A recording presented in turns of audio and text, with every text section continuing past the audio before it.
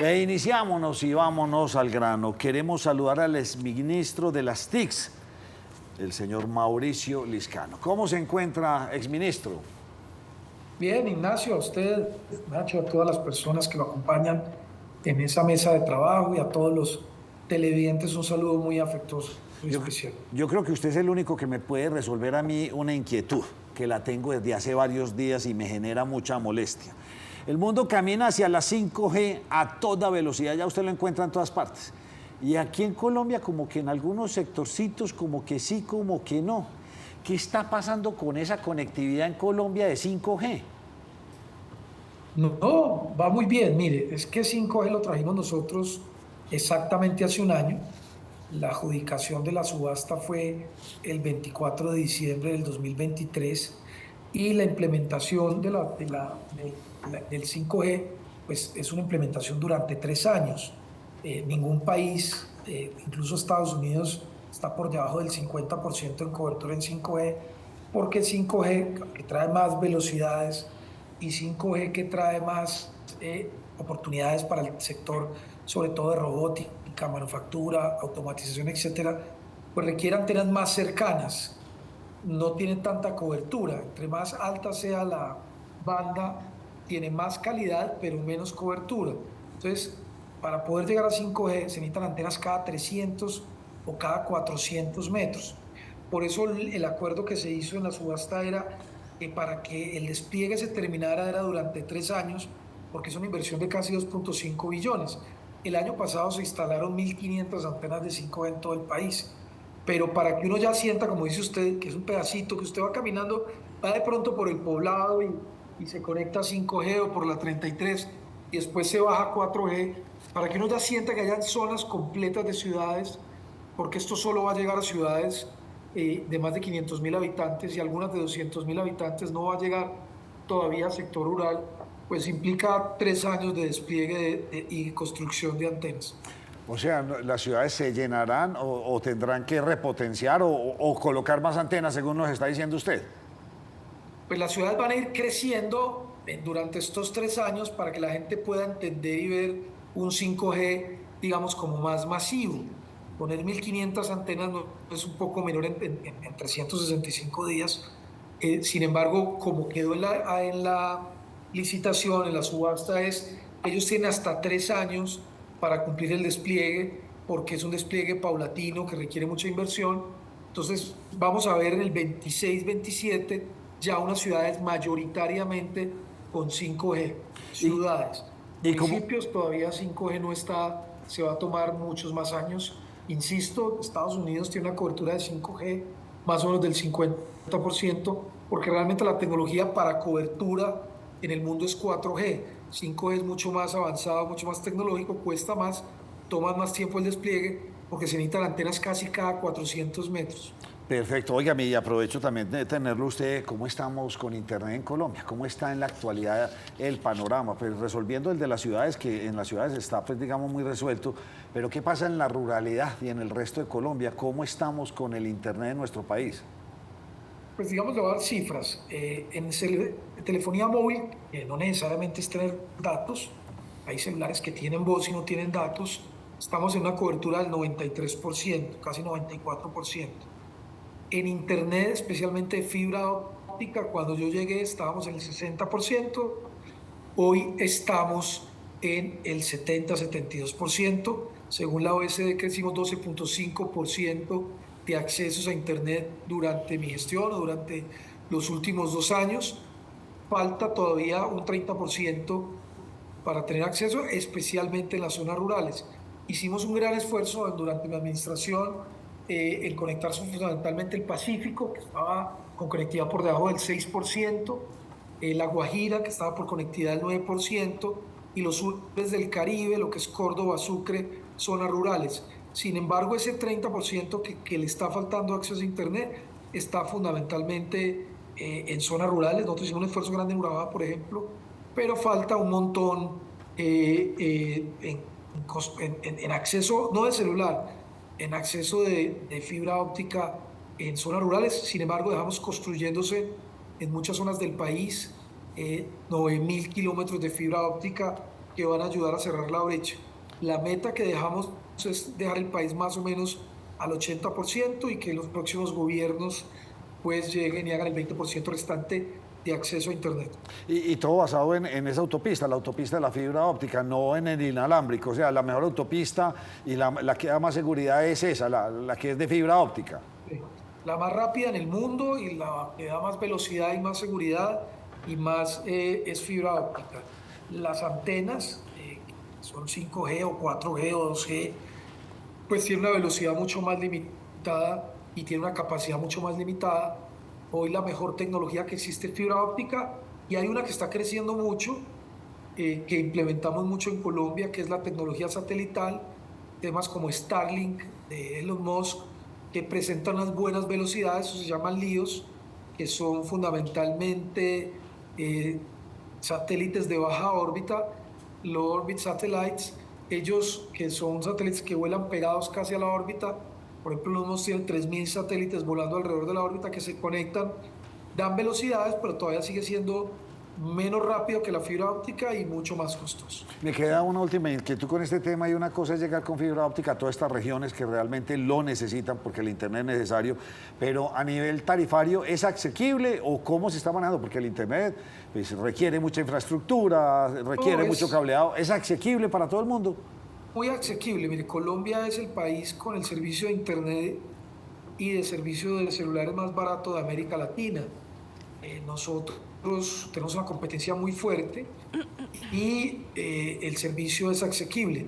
En las zonas donde pusimos estos proyectos, digamos, de Internet social, como el Pacífico, especialmente el Chocó, Nariño, Guajira, pues les dimos a las comunidades más pobres un subsidio para que con 20.000 pesos pudieran estar pagando. No se los dimos gratis, pero sí les dimos un subsidio.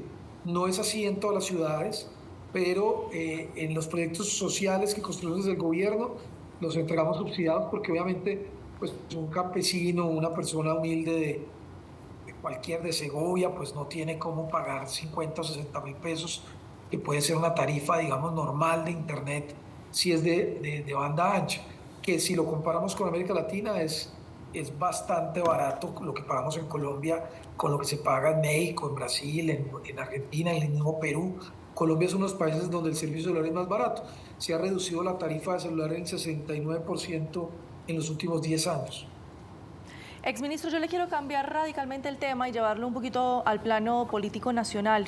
Usted ya presentó su renuncia, usted fue uno de los primeros en hacerlo, incluso antes de que sucediera pues, ese Consejo de Ministros que conocimos. Usted tenía luces, usted se imaginó, usted ya veía venir ese caos que vimos el pasado martes en el Consejo de Ministros. Pues me lo han preguntado mucho, pero no, la verdad yo ya había tomado una decisión desde el año pasado de acompañar el gobierno más o menos hasta diciembre. Yo había hablado con el presidente como en septiembre, él me había dicho que habláramos nuevamente en diciembre. En diciembre no tuve la oportunidad de hablar con él y la conversación se dio como el 20 de enero. Después yo le dije que pues, renunciaba ese día y él me dijo que renunciara como a los 5 días, porque pues obviamente pues, yo quería salir por las buenas. Entonces luego la decisión mía fue anterior, fue personal, era ya de un ciclo cumplido, de un deber cumplido en el gobierno, y pues no avisoraba lo que iba a pasar, digamos, en el Consejo de Ministros, ni que lo iban a televisar, ni que se vendría esta gran crisis, pues simplemente una decisión personal que ya había tomado de un ciclo cumplido. Sí entendía, digamos, un poco en el fondo de mi corazón que este iba a ser un año muy difícil. Realmente los últimos años son muy complejos para los gobiernos, son muy complejos para la opinión pública, son años de elecciones y yo pues ya consideraba que pues era mejor dar un paso al costado y yo ya había tomado la decisión incluso desde el año pasado, que se vino a manifestar en enero y fue un poco antes, gracias a Dios, no me tocó ese despelote del Consejo de Ministros ni estas renuncias que vinieron y pues eso sí pues salió muy bien como se hizo. Oiga, pero yo le quiero hacer una pregunta, exministro, pero ¿cómo así que un ministro no se conecta como con prioridad con un presidente? No pudo hablar usted ni en diciembre, le tocó esperar un poco más. ¿Es difícil esa relación entre ministros o esa conectividad con el presidente? Yo creo que no era tanto el tema de que no me pudiera atender, sino que él no consideraba en ese momento que saliera todavía del gobierno y me estaba dando un tiempo, digamos, para que terminara el año y de pronto no consideró que en diciembre fuera el momento de renunciar y se dio hasta enero. Realmente, digamos, uno por Line, pues tuve comunicación permanente con él. Line es el sistema de comunicación con el cual nos comunicamos con el presidente. Sin embargo, yo creo que el tema era más de que él no quería que todavía me fuera, creo yo. Diciembre pues fue un mes, digamos, para todos un poco más complejo y se pudo dar en enero, pero yo en mi caso, lo digo sinceramente, no tengo por qué decir mentiras, tuve siempre la oportunidad de comunicarme con él, pues ningún ministro se ve con un presidente todos los días, ni en este ni en ningún gobierno, porque uno está pues en su sector. Sin embargo, la posibilidad de hablar con él por el sistema de WhatsApp que tenía el que es Line, pues siempre me contestaba, y por ahí cuando tenía que hacer alguna consulta la hacía. Yo lo que siento es que él no quería que me fuera el año pasado y que de pronto pues ya sí se hiciera a principios de este año. Ministro, permítame insistir en esa pregunta. Ya nos empieza usted a responder, pero permítame ser insistente en esa pregunta. Hemos leído desde las regiones, desde acá, desde la ciudad de Medellín, que no hubiese una comunicación fluida, no necesariamente con usted, sino entre el presidente y sus ministros. Usted ya nos dice, bueno, con usted la pudo tener. Pero esa comunicación con los demás ministros sí es abierta, porque nos da la impresión, y se lo digo de manera enteramente personal, que hubiera una ruptura de comunicaciones entre presidencia y ministerios. Yo no lo vi, pues digamos que los gobiernos se comunican, digamos, permanentemente a través de los consejos de ministros. Salgan bien o salgan mal, como el que salió en televisión, pues era la oportunidad de todos los lunes de reunirnos con él. Sí, consejos de ministros se hicieron generalmente, yo creo que mayoritariamente todos los lunes, y ahí uno tendría también la oportunidad de dar sus opiniones y de hablar con el presidente. Yo siento que si no hubo comunicación de algunos ministros con el presidente, pues también tiene alguna responsabilidad los ministros, porque uno tiene que estar pendiente de lo que está pasando y estando preguntando. Sin embargo, pues la comunicación se daba permanentemente cada 8 días en los consejos de ministros. Yo ya no sé la agenda de cada ministro, cada cuánto hablaban con ellos, o si había ministros de primera o de segunda, o ministros que hablaran más o menos. En mi caso, yo no tuve problemas de comunicación con el presidente. Estuve 3 años en el gobierno y fluyó, digamos, tranquilamente. Y pues uno entiende que un presidente, insisto, no puede estar hablando con el ministro todos los días por las ocupaciones que tiene, pero la posibilidad de hablar con él, quienes lo conocemos por a través de WhatsApp, pues era permanente, y él contesta los mensajes de WhatsApp cuando había que consultar cosas, digamos, rápidas. Cuando eran temas estructurales, pues uno pedía una cita y hablaba con él, o en el Consejo de Ministros, pues uno puede levantar la mano cada 8 días y tocar los temas que considere son necesarios y que se puedan debatir en el Consejo de Ministros. Ministro, en la primera respuesta usted dice que quería salir por las buenas. Explíquenos, cuando usted dice que quería salir por las buenas del gobierno, ¿a qué se refiere? Y explíqueme otra cosa que a mí tengo una duda hace tiempo. ¿Cómo puede ser uno cercano a personas tan radicalmente opuestas como lo fueron en su momento Álvaro Uribe y Gustavo Petro? Le contesto la primera y le contesto la segunda, porque yo lo puedo contestar digamos, en una sola. Primero, yo llego al gobierno no en mi condición de izquierda, que lo he dicho 100.000 veces. Yo llego al gobierno en mi condición de capacidad técnica. Yo venía a estudiar en Harvard, venía a estudiar en MIT, de hacer 2 maestrías. Mi sueño, que sigue siendo, de hecho acá estoy en la Universidad del Rosario en este momento precisamente hablando de esos temas, es trabajar por una Colombia donde la tecnología le ayude a desarrollar. Eso fue lo que estudié, y me dieron la oportunidad pues de prestarle un servicio a Colombia que lo hubiera aceptado a este presidente y seguramente a cualquier otro, en la medida de las posibilidades de que uno pueda prestar un servicio. Yo no creo en esa técnica, yo no creo personalmente, y lo digo acá públicamente, en ese concepto de derecha, ni izquierda, ni de centro. Ese es un invento de los políticos profesionales para mantener unos feudos políticos que los sigan. Yo creo más bien en el desarrollo, creo en los resultados, no creo en los ismos, que el uribismo o el petrismo o el cliscanismo o el que sea. Yo lo que siento es que si una calle está sucia, pues hay que limpiarla, y eso no es de derecha o de izquierda, le toca al de izquierda o el de la derecha y limpiarla. Si hay inseguridad, pues hay que arreglarlo, y eso le toca al de la derecha o al de la izquierda, y una persona humilde o pobre no le importa si se lo resuelve el de derecha o la izquierda, a él le importa es que se lo resuelvan. Entonces, en mi caso de vida, yo he sido una persona pragmática al servicio del país y he estado fundamentalmente en los momentos en los que yo he creído y he podido prestar un servicio. En este caso, en el servicio de la tecnología, y por eso lo hice. Yo no llegué al gobierno por ser de izquierda, claro, no llegué porque venía a estudiar, se presentó una oportunidad de servirle al país, la acepté, creo que le cumplí al país, conectamos 3,5 millones de personas, formamos 1 millón de personas en educación digital, hicimos innovación y en muchas otras oportunidades de la historia he tenido la oportunidad de acompañar algunos otros procesos que considero en ese momento de la historia de Colombia eran importantes.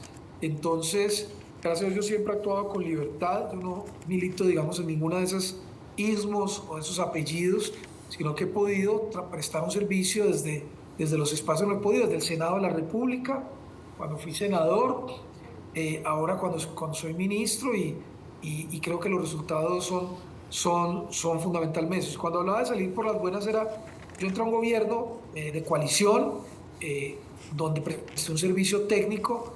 Yo no tengo por qué, y yo no soy, uno en la vida no tiene por qué, cuando se sale de los cargos, entonces empezar a hablar mal del jefe o empezar a hablar mal de la gente uno tiene que tener, digamos, la decencia y la capacidad de entrar a los cargos por las buenas, porque uno no debe ser, que cuando uno lo nombra, la persona que lo nombra es bueno, pero cuando lo echan, a mí no me echaron, yo me salí por voluntad, pero así me hubieran sacado, que eso es normal, pues entonces la persona es mala. Yo creo que uno tiene que ser grato con las personas que le dan oportunidades y yo no tengo nada que decir malo porque yo tuve una buena experiencia con el señor presidente, lo digo sinceramente y pues obviamente lo que yo quería y siempre me puse en la meta es salir del gobierno por la puerta grande, sin escándalos de corrupción, gracias a Dios se dio, con resultados, gracias a Dios se dio, y manteniendo una buena relación con quienes me dieron la oportunidad. Yo no tengo por qué salir hoy a hablar mal de nadie, no es mi interés,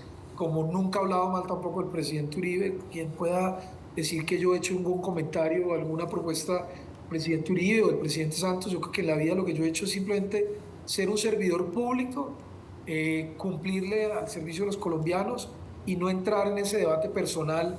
Alguien decía, alguien me enseñó, uno debe ser fuerte con las ideas, pero suave con las personas. Exministro Mauricio, usted también decía hace un momento que pues, presentó la renuncia y que gracias a Dios no le tocó ese Consejo de Ministros.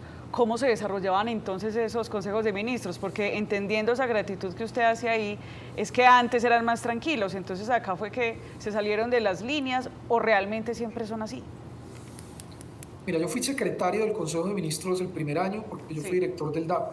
Yo llevaba una agenda, preparaba los temas, y los consejos de ministros eran muy organizados. Le pueden preguntar a Ocampo, con eso les muestro que no todos los que están en el gobierno eran petristas o de izquierda, José Antonio Ocampo o Gaviria, el mismo Juan Fernando Cristo, todos los gobiernos hay diferentes matices y yo llevaba un tema, lo preparaba, lo consultaba con el presidente antes y lo discutíamos, eran organizados. Después llegó Laura Sarabia, se despelotaron un poco más los consejos de ministros, pero cuando ya se unió a la secretaría, sin embargo, no eran tan agresivos, por lo menos como el que yo vi.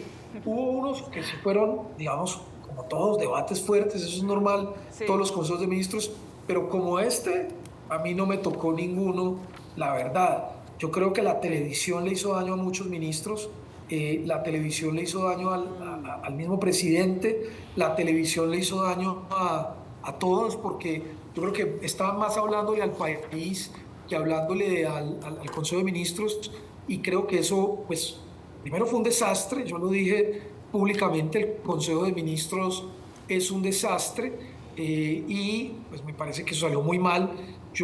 Dicen que los van a seguir haciendo, primero que ya todo el mundo va a llegar prevenido, asustado, eso va a ser un monólogo, casi nadie va a hablar, porque también me parece que el hecho de que sea público cohíbe y se malinterpretan muchas cosas, y el mismo ser humano cuando lo regañan en público pues no reacciona de la misma manera. Yo creo que ese Consejo de Ministros no salió bien, fue un desastre, le ha costado enormemente al gobierno, 8 ministros de las carteras, unos buenos, otros regulares y otros malos, pero ha sumido al país en una desestabilización en una crisis que llevamos una crisis una semana y media y la verdad al país pues no le conviene, es decir, uno no tiene por qué desearle el mal a nadie.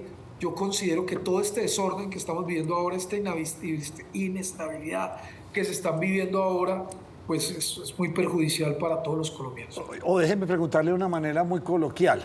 El cortocircuito no fue Benedetti. Ustedes no estaban bastante incómodos con la situación de Benedetti, ya sentarlo ahí, más la televisión se presentó como ese caldo de cultivo que dio pie a este fallido Consejo de Ministros. No, indudablemente Benedetti fue la gota que rezó el vaso. Yo ya no estaba ahí, cuando yo salí del gobierno no había llegado Benedetti, entonces pues yo no puedo, digamos, como opinar como funcionario de gobierno en ese momento, pero como colombiano sí le puedo decir al país que, por supuesto, la llegada de Benedetti es desafortunada. Yo creo que Benedetti puede cumplir, como digo, yo soy suave con las personas y soy fuerte con los argumentos. De pronto puede ayudar en algunas cosas, puede ser útil, pero en ese cargo de tanta confianza para el presidente, una persona con tantos cuestionamientos, pues no está bien. Y por supuesto reventó al gobierno por dentro, lo implosionó, pero sobre todo dividió a la izquierda, dividió al gabinete, enfrentó al país. Yo creo que eso no salió bien y se hubieran podido evitar semejante crisis solamente por mantener una sola persona. Yo creo que las personas no pueden estar por encima de los intereses del país. Doctor Mauricio, le hago una pregunta. A mí me gusta su apreciación sobre el tema de lo técnico por encima de los perfiles políticos, pero como las brujas de que las hay. En Colombia hay una izquierda y hay una derecha muy marcada. Le coloco el ejemplo. Hay una persona de derecha que constantemente mantuvo una crítica con usted. Se la cito, María Fernanda Cabal. ¿Esa crítica pudo haber incidido en su decisión de dar un paso al costado en el gobierno? No, yo la verdad ni leo a María Fernanda Cabal. Yo creo que la tengo bloqueada. Ah, ¿tiene bloqueada María Fernanda Cabal? Ah, bueno. No me afecto por lo que creo que no leo a María Fernanda, no. Es normal, pues María Fernanda está en la oposición. Como oposición, pues tiene que hacer oposición. Y mi madre, que yo estaba en un gobierno, pues tiene que hacer oposición. Pero yo nada de la decisión que yo tomé no tiene nada que ver ni con María Fernanda Cabal, ni para aceptar, ni para renunciar, ni con nadie. Pero de verdad, mire, Colombia debería cambiar el eje de discusión, y lo estoy diciendo en Medellín, una ciudad que tanto quiero. Además yo nací en Medellín y me considero, pues soy caldense cuasi antioqueño. Yo siendo una Antioquia grande con el eje cafetero, y yo les digo, mire, este daño de la derecha y la izquierda es un daño enorme. Yo sí creo que debe haber un debate de ideas, y por supuesto hay una visión de cómo resolver la salud de una manera o de otra, o la seguridad de una manera o de otra. Yo no estoy diciendo que todos pensemos igual, pero este tema de que la gente es de derecha y que la gente es de izquierda, eso es más de ideologías y de partidos políticos que antes se llamaban liberal y conservador y hoy se llaman derecha de izquierda, que simplemente lo que hacen es dividir el país, erosionar el país, mantenernos en una pelea permanente que no permite que avancemos. Yo sí quisiera que el debate en Colombia no fuera pasado, no fuera derecha e izquierda, sino si fuera pasado y futuro.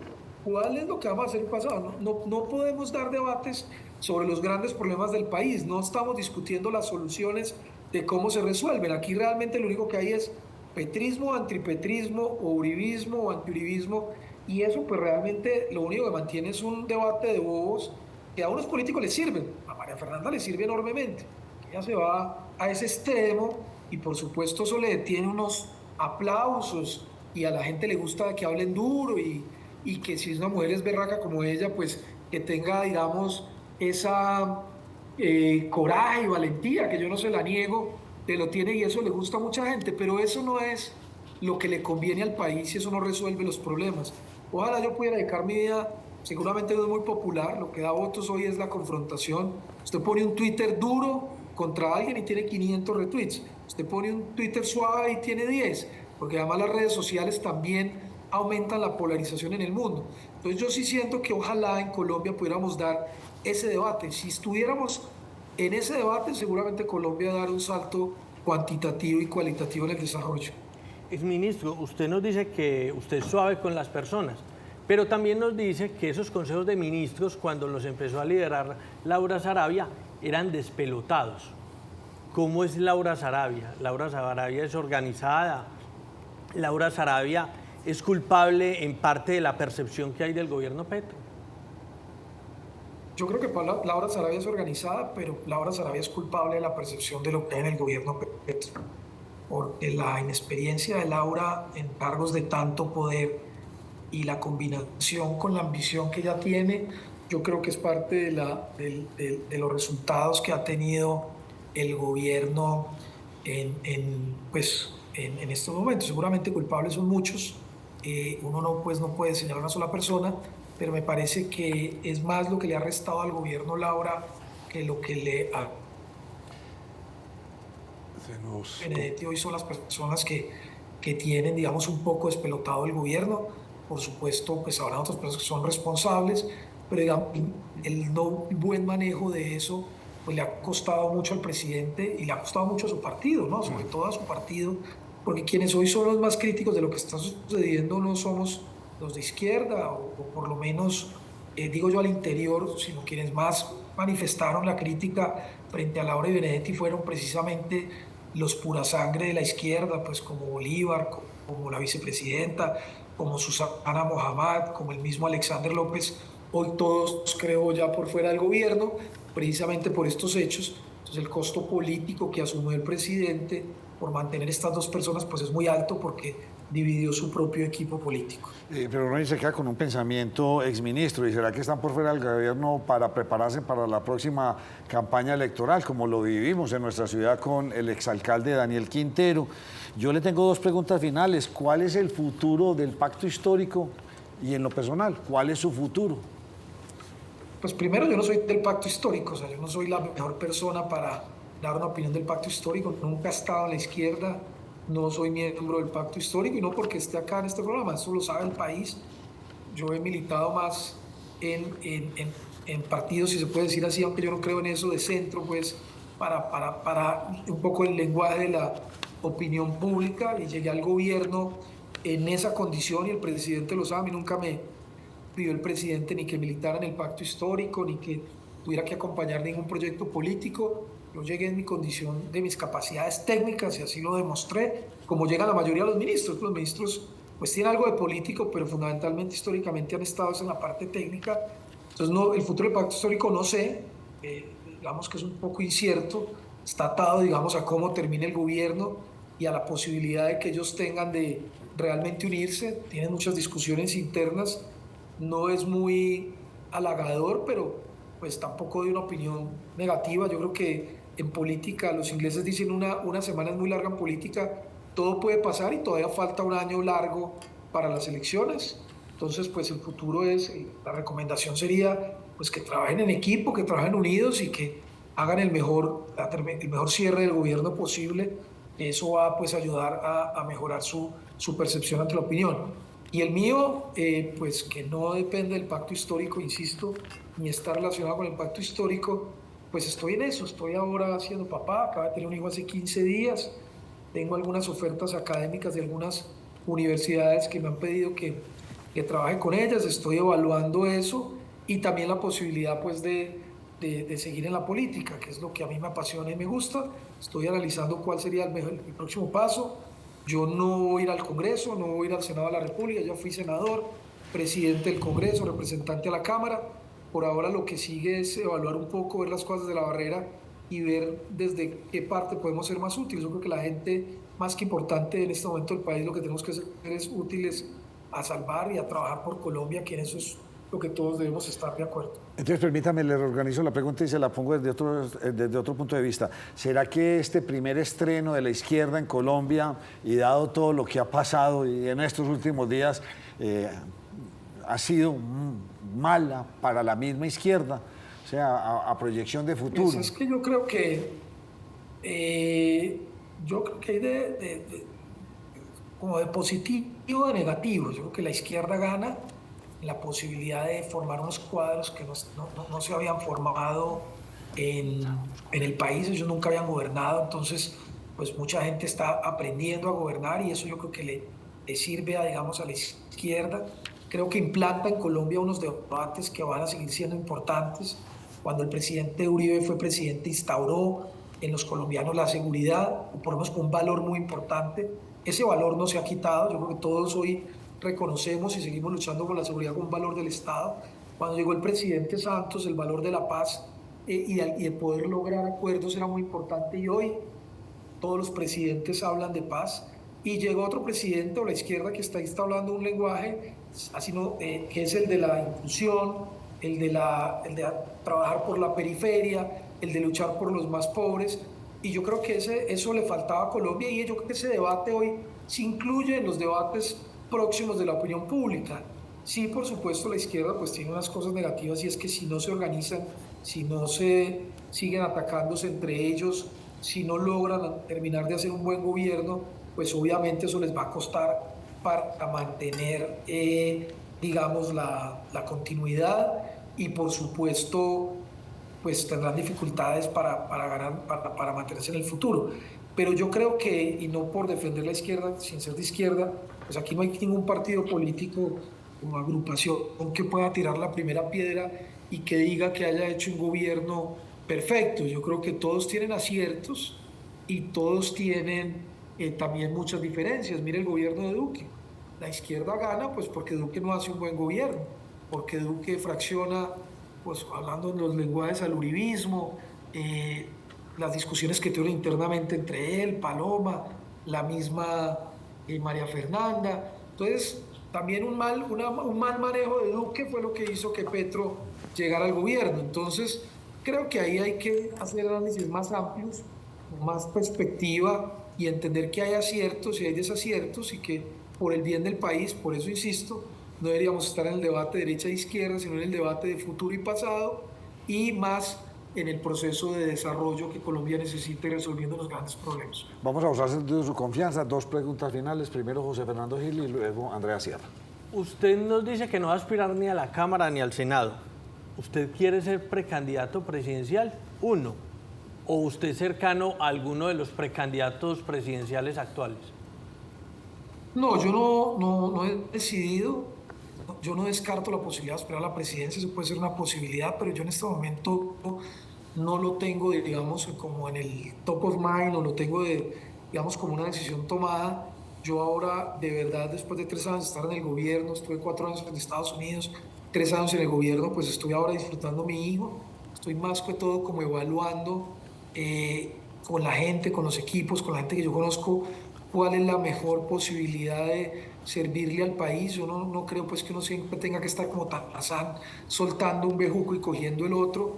Creo que hay, como decía mi profesor de liderazgo, hay momentos en los que uno tiene que subirse al balcón. Uno está bailando todo el tiempo. La política en Colombia es como si fuera un baile, uno está dando vueltas y vueltas y vueltas.